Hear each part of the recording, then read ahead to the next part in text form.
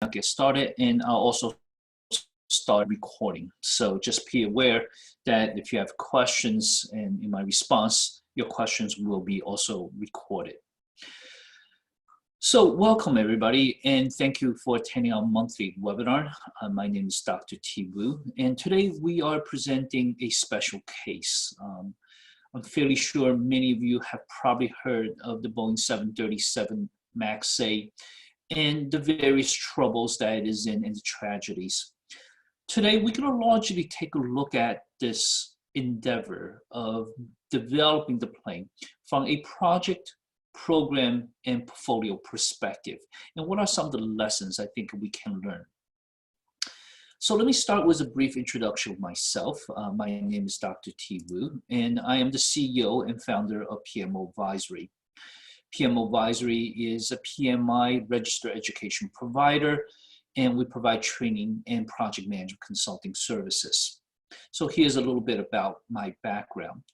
I think the takeaway from my background is I try to do a lot of things in my career, and I am a working professional. I still am. I still lead engagements and consult with various clients. I was a previous head, for example, of a global project management services for one of the big four tax audit advisory company. Today, I run PMO Advisory. I'm also a professor at multiple universities. And I'm also heavily engaged on the standard, the professional development side of project management, including a team lead for the US ISO team. I'm a US delegate, as well as various roles, PMI Global, chapters, and you could see some of the professional engagements that I do. So I like to think of myself as somebody who can bring various perspectives. Combined with my experience and certification, I'm certified in project, program, portfolio, and risk, to bring to bear to a particular problem. I don't assume anything I say here will be completely new, because I do think the case of Boeing is fairly well known. It's hard to go by a day, open newspaper, and not come across some latest update about this ongoing saga. But I do hope to bring you a fresh perspective, examining the various problems using the lens of project, program, and portfolio. And that's my dominant purpose for today. So really is to give you that management perspective. So I hope by the end of the webinar, you should be able to understand what happened and the consequences, identify and describe the key project, program, portfolio management attributes, and also articulate the key lessons. And I actually have my proposal. It's a little pet peeve of mine, but I'll save that for the end. Now, as everybody knows, this is actually ongoing. So nothing I speak about today is really final, except perhaps with the Indonesian National Transportation. They did issue their final report October 29th. I don't assume there's another report for that Lion Air incident. But a lot of it, much of it, including the criminal investigation by our own Justice Department into Boeing, these are all ongoing. So what I do plan to do is that as I glean new insights from the project management world, especially using those lens, project, program, portfolio lens, I may update this and re-deliver this webinar at a future time, whether that's 2 months, 3 months, half a year, that's way to be determined. And by the way, I welcome your feedback. Please, as you have questions, please use chat to ask them throughout the presentation. And frankly, your feedback will make determination whether this topic is of interest that we should do a future updated one based on this particular situation. So for some background, let's just cover what happened. Boeing developed the 737 MAX. And it's been serviced since about 2015. Of course, there's a ramp-up period. So in the 2015-16, very few jets were actually flying. The first tragedy happened October 29th, 2018. So roughly a little bit more than a year ago. And it was a domestic flight in Indonesia, and it crashed 13 minutes after takeoff, and it crashed into Java Sea, killing all 189 passengers, crew members on the plane, And this caught the world's attention, not only because of the tragedy, of course, as you can imagine, but it was also this first major accident involving the Boeing 737 MAX series. And when you say MAX series, there's actually two planes that's been grounded. There's the MAX 8 and MAX 9. United Airlines, for example, uses MAX 9, American Airlines, Southwest, and probably most of the world tend to use the MAX 8 series. So sometimes you hear it 737 MAX 8, but actually MAX 9 is also grounded. At this time, at that time, Boeing promised full cooperation, of course, right after the tragedy, and that's, of course, to be expected. But you could see from their tone, their language, they believe it was more human error, potentially some kind of manual errors, not necessarily the plane's error. Initial report did pinpoint to the MCAS, and I'm pretty sure everybody heard of the maneuvering characteristic augmentation system if you actually learned and read up on the Boeing 737 MAX situation. And in short, it's just called the MCAS system. The problem or potential problem with the system was pinpointed actually pretty on. But at the time after Lion Air, back in October of last year, it was mostly due to a lack of training. It was actually absent for the most part in the pilot's manual completely. So it's not even in the emergency kit or anything like that. Now, in the technical manual, you can find reference to the MCAS system, but most pilots are not engineers. So it wasn't designed for engineers to read. Fast forward very quickly, and of course, right on the year, as you can imagine, the Indonesia National Transportation Safety Committee completed their final report. And in their final report, they did it was an objective report by all global standards. They did blame, for example, some of the pilots for lack of training and anticipation. And later we'll even come to a more chilling fact at the end that could have prevented this first tragedy. But nonetheless, the main culprit was the MCAS system. And it was really the MCAS system over-reliance on one single sensor, the angle of attack.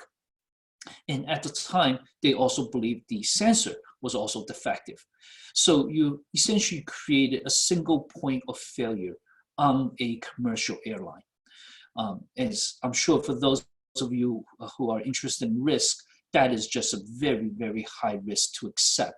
To have a commercial airline flying nearly 200 people, have reliance on a single sensor for safety. For those of you interested in complete report, throughout this presentation, I provided resources and links to what I consider to be fairly authoritative or at least objective sources of information. And later I'll come back for those of you who are interested to learn more. I'd be happy to share this video, and you can, of course, take a look and also these resources. So, for example, the full 322 report is at this link here. So you could connect there. So that was the first tragedy. After the first tragedy, of course, there was a lot of investigation. But as I mentioned, Boeing largely looked at the problem as a potential human problem. There were very little discussion of grounding the plane because it just didn't seem warranted. And FAA, of course, stand by their recommendation, and the Boeing kept on flying the plane. In hindsight, this was also a mistake, and I'll come back to that. The second tragedy occurred a little bit less than half a year later on March 10th, 2019 of this year. It was an international flight, but wasn't a particularly long distance flight, Ethiopia to Kenya. And it crashed just 6 minutes after takeoff. I'm sure if those of you interested in go YouTube, you could find really chilling details. And one point that I picked up, not only did it kill 157 passengers, the plane was crashing or flying at a speed toward the ground at almost 600 miles per hour. And initially, they actually couldn't find the crash site because there wasn't a lot of big pieces of the jet left. It created a crater of 32 feet deep, 92 feet in width, and 131 feet long. So it was obviously a harrowing experience. The next day, and to the shock of the world, actually, the FAA reaffirmed airworthiness of the MAX series. On the same day, China, another surprise, because typically FAA is considered one of the most authoritative of the aviation authorities out there. So most countries, including Europe, China, generally follow the FAA's guideline. But China, in this case, grounded the plane. I didn't provide that much research here. I actually did read some of the initial report on it. China, a lot of the pilots in China actually issue warning even prior to the first accident. And as it turned out, by the way, the Americans, the Southwest, if you look at the Pilots Association, later investigation showed that there were significant amount of concern. The plane somehow seems to be out of control or very hard to put back into control. After China grounded the plane, every major aviation regulatory bodies in the world started grounding the plane. And when Canada, after US, I think somewhat lobbied for them to keep the plane in flight, after Canada grounding the flight on March 13th, our FAA actually still resisted. It was President Trump ordered the grounding of the MAX, and hence FAA issued the grounding. And as I'm sure we all know, the plane is still on the ground right now. And when it's going to fly again, that is a little bit TBD, but it looks like sometime early next year. So that's what happened. And of course, multiple investigations, as you can imagine, by multiple countries, international boards, FAA, Justice Department, even FBI actually eventually got involved. So what were some of the chilling details that we found today? And I say chilling because we as consumers and as members of our society rely on our government, rely on the various administration to safeguard our safety. And to me, each of these is a significant violation of that trust. So starting with the FAA, for example, we learned that after Lion Air went down, FAA did their statistical model. And their analysis suggests that another accident was likely within a year. So there was actually quite a bit of back channel communication with Boeing, knowing another flight will go down and sort of race against time, try to prevent and fix the software, adding additional sensor, etc., training possibly to the mix to prevent another disaster. Now, I don't know about you, but I felt that if a FAA statistical model suggests that another catastrophic accident could have happened, there should be immediately ground for pausing. By the way, especially FAA still recommend airworthiness after the second accident, knowing the statistical model of the first accident. To me, that's almost unforgivable. But that's another story. The second point here is the investigation further uncovered that the chief technical pilot at the time, Mark Faulkner, and another pilot, Patrick Gustafson, hopefully didn't screw up the name too badly, back in November 2016, so almost 2 years before the accident, experienced similar problem in this case in the simulation. But this data was not reported to FAA. And it's a little bit, as I read through the different reports, it's a little bit mixed. So I wasn't sure it's exact lying versus omission of truth. But however you looked at it, FAA felt that they were lied to. In the Ethiopian Air, so this is on the right side, it should be number 3. I just created this in a hurry, so I missed a couple minor points, so forgive me. The pilots in the Ethiopian Air was able to actually disengage the MCAS system. So what happens after Lion Air, Airbus did update its training. By the way, it required less than an hour of training on an iPad video for the new MCAS system. And the pilot actually didn't know how to disengage it, except it took them too long. In simulation, that later is done in May of this year, pilots had less than 40 seconds to actually fix the plane. So in the case of Ethiopian Air, what's really tragic and sad is they fought and they eventually disengaged MCAS, but it was too late. The last point here is about Boeing itself. and then we'll dive into sort of more the project management side. The MCAS system was originally designed in military refueling plane, and it's been around actually for some time. It's not a completely new system, but it was designed for reliance on two angle of attack sensors. The automatic system was also more limited. At the time, adjusting pitch by a very small amount. And actually, in later research, I may be wrong about the 2.5 degree. It actually could be only 0.6 degree. But let's leave it for what it is.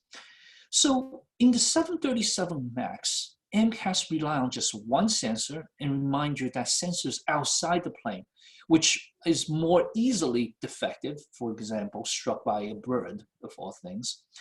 And the automatic system was far more aggressive. So all of that, as you can imagine, started creating what I call this perfect storm. And for those of you interested in reading more, there are plenty of resources. And throughout, you'll see that I have a lot of these resources.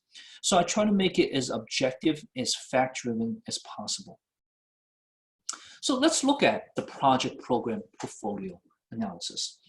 And by the way, as you have questions, feel free to jump in. Otherwise, this probably will take less than an hour.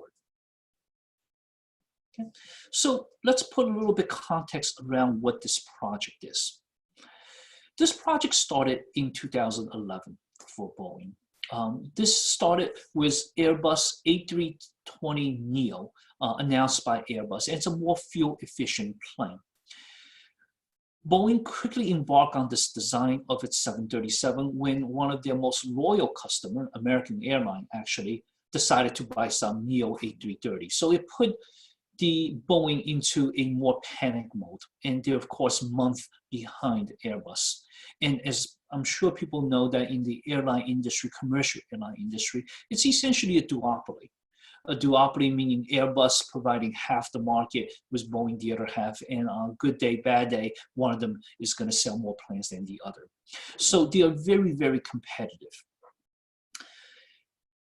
The Airbus A320, a more fuel-efficient jet, essentially had a larger engine.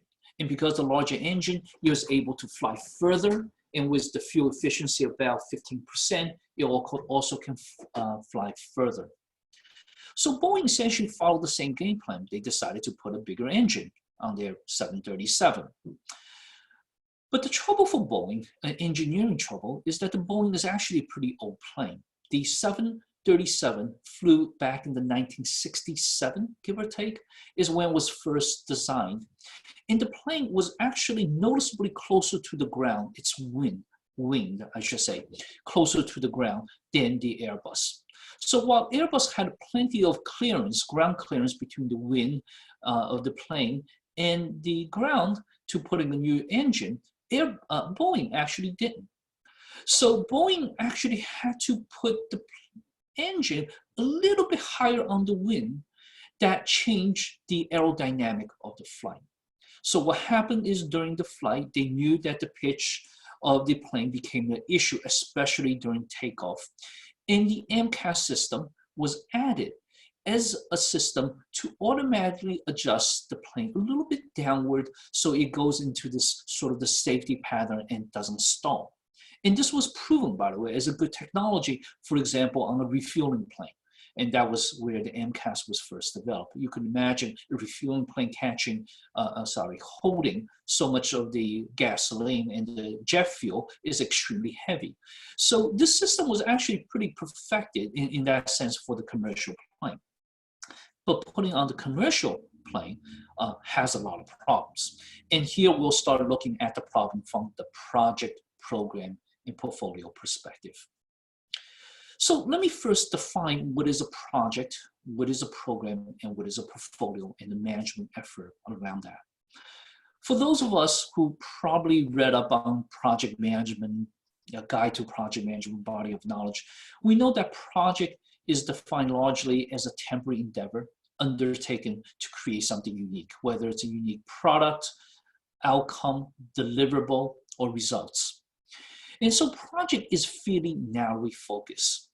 So if you're a project manager on Boeing, And by the way, I don't have any further insights into Boeing, so this is my take on how Boeing could have looked at this. But if you're a project manager, project engineer, project leader working on this plane, 737 MAX, you will largely look at, in this case, your success factor is primarily getting the plane done. Right? I think a lot of us project professionals, we know one of our most important imperative is deliver things on schedule, on budget, delivering the right scope, and maybe at the right quality. So it's a fairly narrow focus. Program management, or what is a program? PMI defined program is a collection of related projects, and that's undertaken together so you can achieve benefits, which largely could be synergy, that you otherwise wouldn't have. My definition of program is a little bit more rigorous. And my definition really just adds one more word. To me, it's a highly related project. So to me, a loosely set of related projects is actually more like a portfolio, which I'll come to. But if the highly relatedness means that the failure of a single project greatly endanger the ultimate goal of the overall program, then that component project does belong to that tightly knit program. So if you put on a program perspective, which is broader than project, a program goal in this case will be the success of the Boeing 737 MAX series, not only building the plane, which is a project goal, but also making sure it's airworthiness, make sure you could sell the plane, make sure you could train the pilot. So there are multiple projects that one can have under a program. Portfolio, which is sort of the broadest umbrella.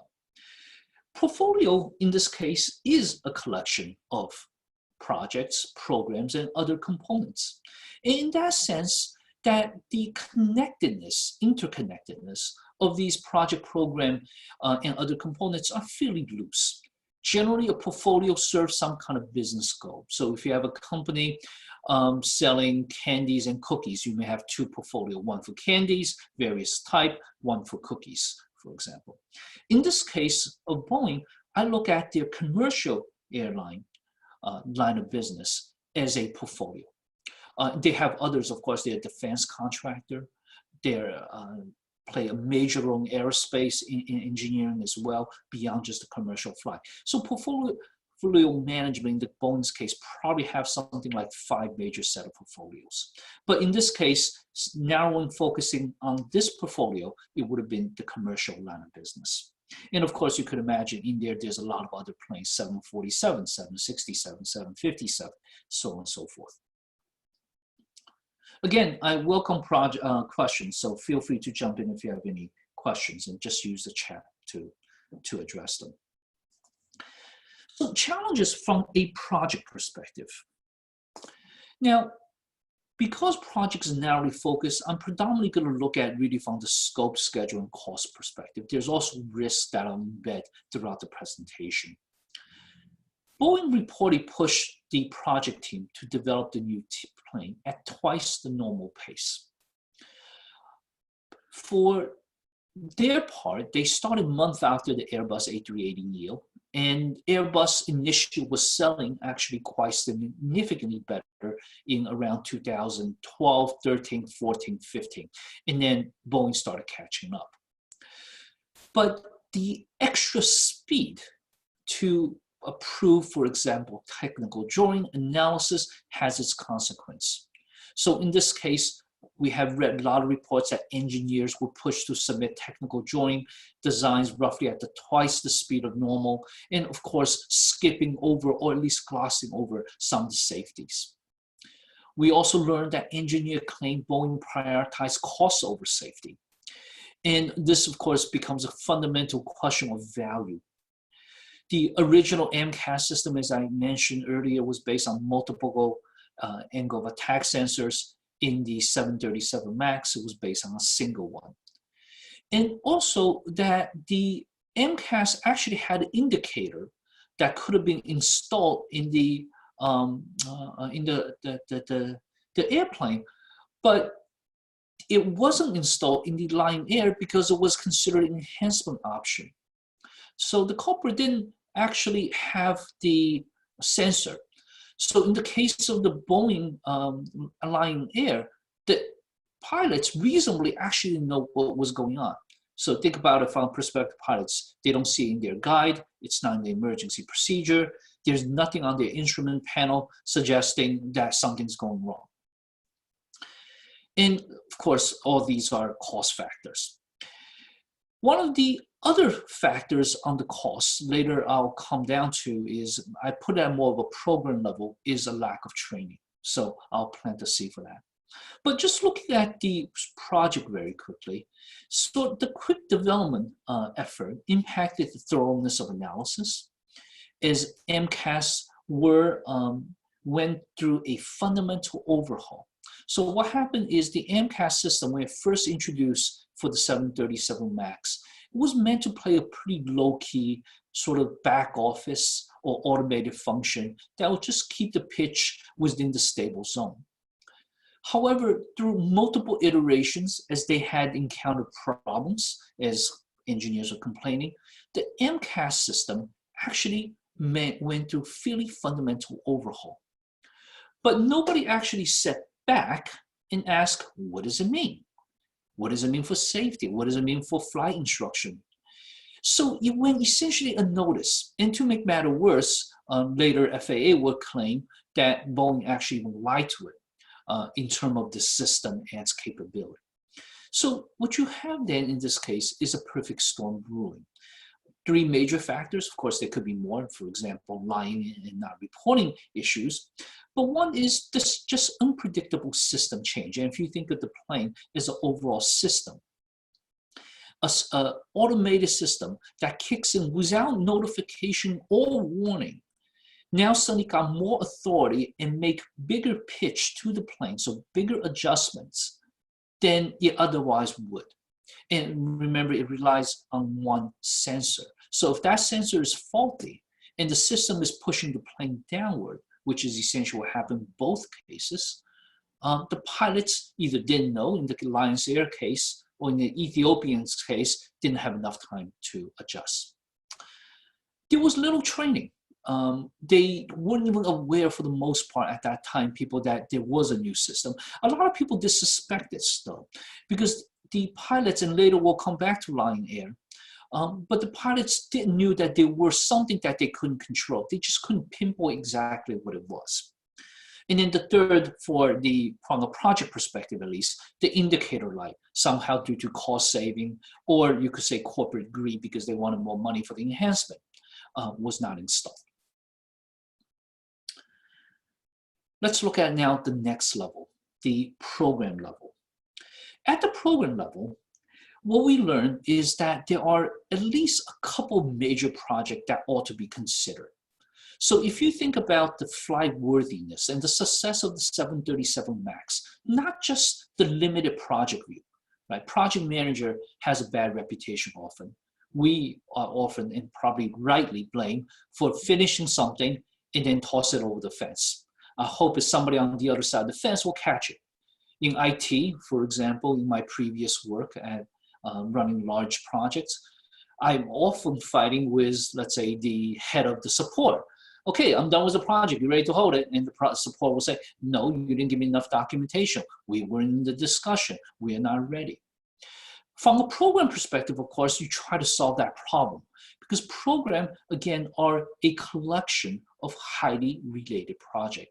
So in this case, for the Boeing 737 MAX, this is just my view. Again, I don't know how Boeing looked at this, but I would think there should be at least 5 major projects within this overall program. The first one being the project to develop the plane. The second, of course, getting the FAA approval. After all, if you define a plane, you don't get approval, you're not going to make money. Third, you need to get the pilot support. In hindsight, the pilots actually were not really supporting the plane. So we'll come down to that as well. 4, selling the plane. In this case, commercializing, marketing, selling. You want it to be a financial success. And then 5th, which in some ways you could argue could be outside the scope of the program, but I think at least for a major plane, that should be at least included, which is really running the operation for some time until it hits a steady state. And this is what I call the transition to operation, or the airworthiness, or the transition of the knowledge to the team that will ultimately manage this plane through its entire life cycle. So those are 5 major planes. So let's look at this, what happened. Well, first of all, we know that there were disconnect between the development, so project number 1 and project number 2. FAA is right now rightly angry. And to be honest, it may be very angry for selfish reason, because I think there are actually a good part of the blame does go to the FAA anyway. But regardless, at this point, they are saying we didn't get the right information. Boeing hidden certain facts from us, and ultimately, some will even claim they lied to us, even though at the time, whether it was a lying or, let's say, a misconstrued information or selective information filtering, that is TBD. The second is that the excessive focus on cost saving and schedule, do it faster, lead to a lot of poor program integration. And to me, MCAS integration into 737 MAX is actually a good example. So it may be technically under one big project, but there's at least multiple sub-projects within that. Because MCAS wasn't originally meant for the Boeing 737 series. It was added on because of a problem of too close to the ground, and hence you had to move the engine up. The MCAS went from a very mild passive system in the background to aggressive system. And it had a lot much more authority to guide the plane, for example, than it was ever designed. But there was no review of, and maybe there was review, but not thorough review enough to question that. And of course, there were a lot of problems with the software, and we know that Boeing's trying to fix the software. It also went from relying multiple sensors to one. To me, this is a problem that crossed both between the project and program. And lastly, training, which is number 3 in that sense, obtaining the pilot support. Now, initially, Boeing did have pilot support. Initially, Boeing's big point of selling this 737 MAX to Southwest, American, United was, hey guys, use my plane. It's largest saying, no more training needed. As we know, it's very expensive to put pilots in training, especially using simulator.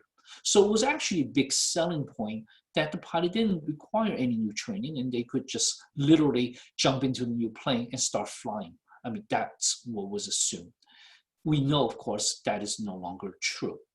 And by the way, to actually even add to me a real concern, whether Boeing is changing its culture or not, after the second crash in May 2019, so 2 months after the Ethiopian crash, Boeing reissued the recommendation for training. And in there, even though now there's mention of ANCAP system in video training, it still did not recommend simulator training. And to me, that is just another huge, huge breach of trust.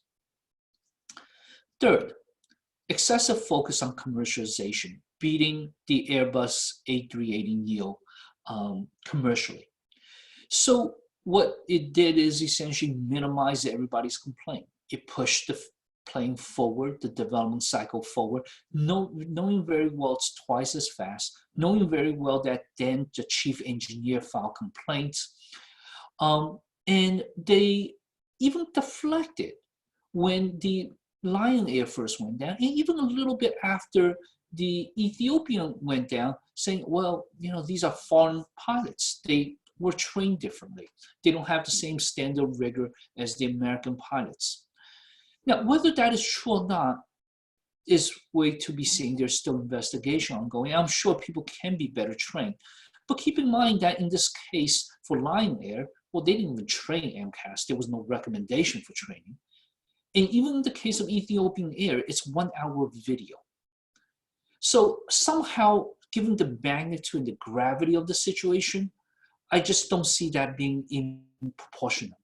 So to me, I really believe Boeing trying to perhaps salvage their reputation, but in the process hurting them more. This one, I'm sorry, there's actually a typo here. This meant to say portfolio perspective. If you think about a portfolio perspective, it's really the success of the commercial airline business. And it's a big part of their business. If you go on their website and look at Airbus, there are actually about 10 different major products and services. 737 Next Gen, 737 MAX, 747 -8, 757, 767, 787, and there are a couple of actually branches of 787. According to internal reports, and you could have to read it between the lines, I couldn't find any serious article that talk about Boeing being overworked and overstressed during the time period that we're talking about, which is largely around that 2013, 14, 15 time period. We do know a couple of things though. Boeing 787 Dreamliner, for example, started the development in 2003, but it didn't go well. It actually was 3 years behind schedule, and even after it launched, some of you may actually remember in around January of 2013, FAA actually grounded all 787 Dreamliner because of lithium battery fire. And lithium battery being a rare earth metal, it burns extremely hot. It actually could burn through the hull of the plane. So hence Boeing felt that had to ground the plane. FAA grounded the plane. And Boeing, of course, complied, which means that Boeing were really, really busy trying to solve another problem. Around the same time, they also had a lot of work done on 747-400 series. And even though the work technically finished, the product ramp-up took so much effort that it eats into the 2013, 2014, 2015. And these are just the two major projects that we know that they had going on at the time. According to some of the reports on 737 MAX 8, looking at the pilots' complaints, and this is Boeing pilots and engineer complaints, you could read between the lines that people were just genuinely flat out busy working on different projects. So from a portfolio concern, these are more strategic concerns. I raised really two concerns, and there could be more, of course. One is resources. Did Boeing have sufficient resource, engineers, project program leaders, executive oversight? We know there are articles out there, by the way, complaining the board being sleeping at the wheel. But that's an overboarding issue, somewhat related to this case, but could be due to other factors. So I didn't put that in as a major factor. And then, of course, Boeing, FAA itself asked Boeing why the test pilots hide the severe issues that they have. More importantly, and I think more fundamentally as a consumer, I'm sure like a lot of you, we sit on airplanes, the real question is, can we trust Boeing?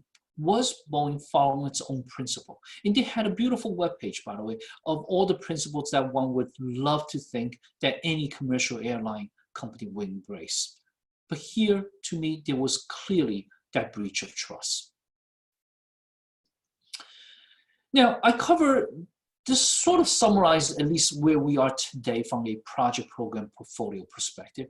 There were, by the way, a lot of other issues that this presentation didn't cover. As you can imagine, given all the various investigations, we'll be spending hours talking about them. But I did want to call out two of them, and that should send some chills to all of us as well. FAA, for example. FAA was largely ineffective, at least in this particular case. Maybe they were understaffed, or maybe they were regulatory-wise captured by Boeing.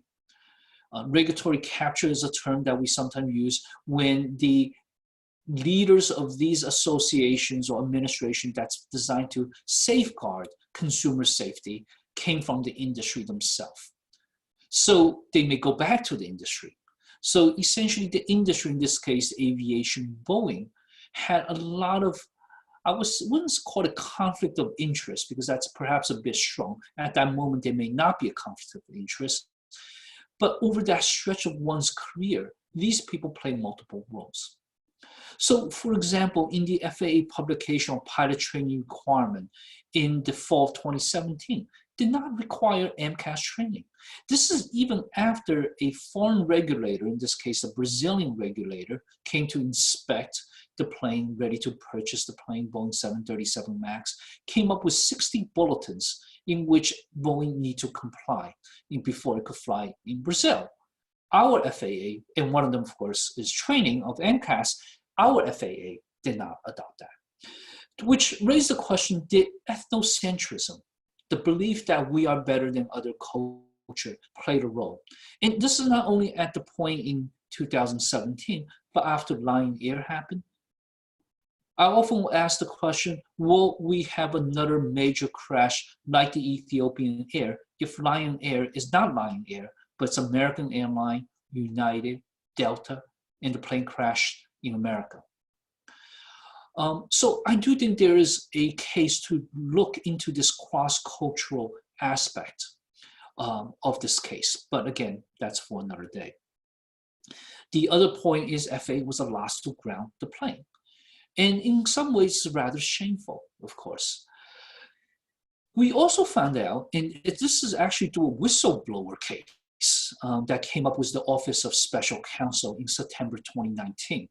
That whistleblower essentially said, you know what, FAA wasn't even equipped to certify airline pilots because their own instructor lacked certification in the training to certify other people. And that's a case. So anybody interested, you could see the links there. The airline themselves, by the way, do take some blame. The Lion Air, for example, in their final report, did blame their own pilots. And what's chilling about it is the flight right before the flight that crashed, that fatal flight 610 flight. The pilots and the passenger actually lost control of the plane as well. And passengers were vomiting, they were panicking on the flight right before the next flight, which is the fatal flight. And yet, for whatever reason, maybe making money, Lion Air didn't ground or inspect that plane further, which could have saved, of course, 189 lives.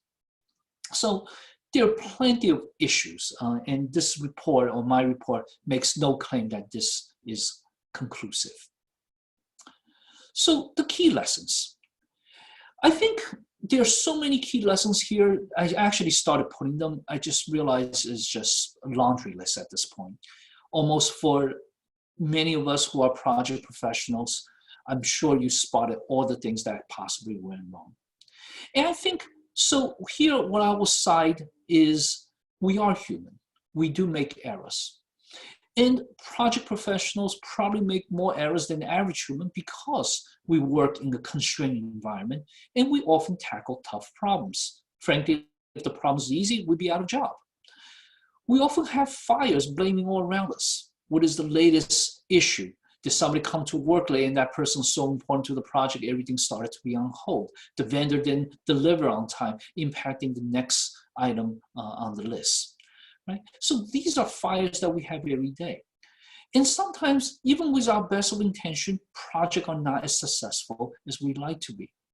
And of course, even worse, even when we deliver something we thought was pretty good, people can still legitimately complain it took too long, cost too much money, people work too hard.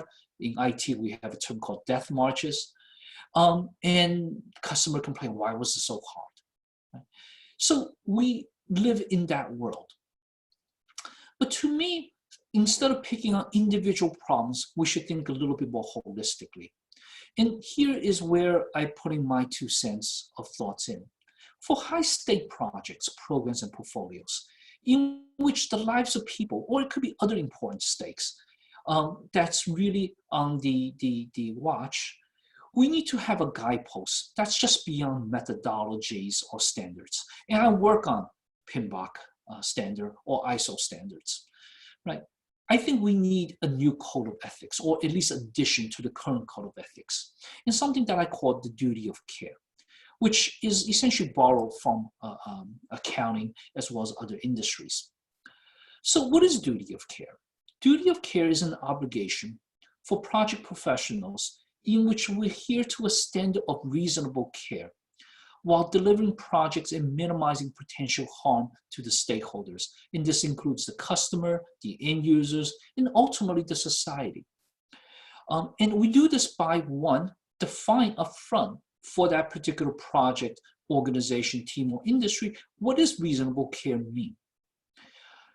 Identifying, analyzing, evaluating how our products and services will be used and highlight potential harms. It doesn't mean we can address all harms. Everything has a trade-off, and we know that in project management. The fact that nothing is perfect gives us the next evolution, next phase of the project, or next iteration. But we should include harm as a key decision factors when we're making those trade-off decisions.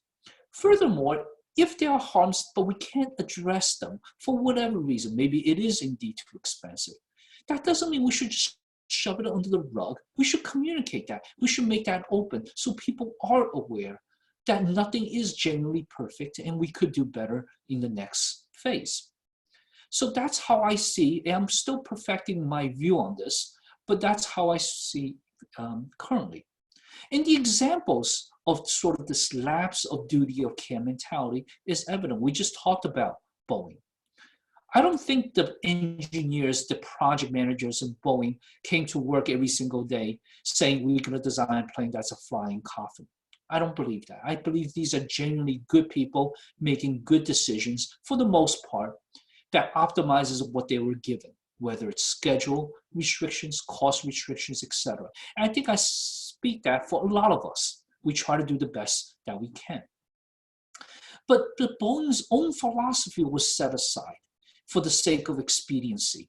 And this critical level of gap led ultimately to the path of making decisions that are really unsafe for the ultimate customer, which is the consumer, the flyers, the passengers on the plane. There are, by the way, a lot of other examples. I actually wrote a paper, a blog article on the Flint water crisis. Same thing. I don't think the engineers and the project managers transferring water or exchanging water source in Flint, Michigan was intended to lead poison 80 of our kids, not to mention lead poison a lot of people, but 80 cases that came forth. Or even the Volkswagen. Now, Volkswagen could be a little different. It may not actually even be an ethical issue. It could be actually a legal breach. But at least for the people who followed through on that, that probably was also a lack of that duty of care. Most recently, Marriott, for example, had 5 million records unencrypted. I mean, imagine in 2019, somebody keeps data unencrypted of 5 million customer passport data. And the list can just go on. So that's why I think we need a different mindset when we think about projects. Well, now I'm coming to an end. So what are the next steps that I recommend? On learning, I think we should learn. We should be curious. We should pursue and try to understand more as we become better of ourselves. On learning, for example, my company, PM Advisory, we strive to be a data-driven, fact-based company. And we try to provide the most credible training and trusted advice to our clients and become a better company in our own right.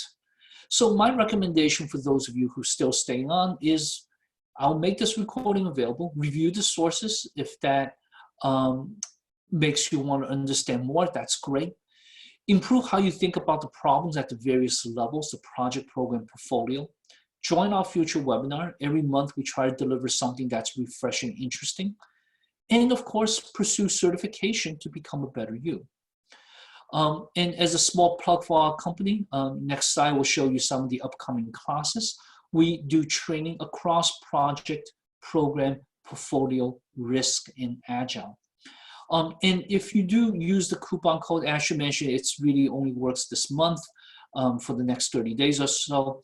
The webinar 20%, you could get 20% off our standard rate. Some of our courses may already be on sale, so it may not be applicable. Very quickly, this shows you a current plan of the near future courses. As mentioned, we have courses in project, program, portfolio management, risk management, and agile. And some of our courses are live virtual, others are local in classroom, so they vary a little bit. Thank you, that's all I have, and I'll be open to questions very soon. But as I promised people attending here, you could earn up to 1 PDU if you use this claim code. So you could see the claim code here and the PDUs you could claim against the technical aspect, strategic, and leadership. And the maximum is 1 PDU. So Given what I have spent 50 minutes, I want to see if there are any good questions. If there are any questions, you could use chat. Going once, going twice. Okay. Well, thank you everybody for joining us and spending the hour with us on this presentation. I hope you find that this is a fairly dense presentation because I didn't want everything to be just light and easy, but I want it to be thought-provoking and really get you to think about the project, program, and portfolio management. If this interests you, feel free to come back to our site. We have monthly webinars. Next week, for example, we're running another webinar on Beyond PMP, really designed for senior project professional who's interested in program and portfolio management. So if you're interested, come to our website, pmoadvisory.com, and sign up for that presentation. Last call for questions. Okay. Well, thank you everybody for spending your lunchtime with us, and I hope you find this time to be worth spending. Have a wonderful day, and if you have questions, comments, you have my email address here. Feel free to look me up, connect with me on LinkedIn, or give us a call. Again, thank you so much, and hope you have a wonderful day. Take care.